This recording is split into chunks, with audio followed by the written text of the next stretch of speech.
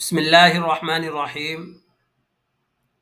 आज के वीडियो में हम सीखेंगे कि ये जो अलिफ के ऊपर जो ये साइन आ रही है, ये जो अलामत है, इसको क्या कहा जाता है, और जब ये आता है तो इसको पढ़ा किस तरीके से जाता है, कितना खींचना है, और जब ये आता है इसको कहा क्या जाता है, और पढ़ते हैं तो किस तरीके से पढ़ते हैं।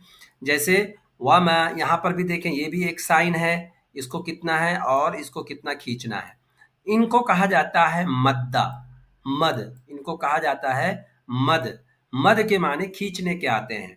मद एक ये भी है जिसको एक अलिफ के बराबर खींचा जाता है, जिसको खड़ा मद कहा जाता है, एक अलिफ के बराबर। जिस तरीके से देखें, ये नून के बाद अलिफ है तो हम इसको ना करके खींच रहे हैं, तो जितना यहाँ पर खींच रहे हैं यानी एक अलिफ खींच रहे हैं, इसी तरीके से ये भी खींचा जाता है। लेकिन जब ये आता है यानी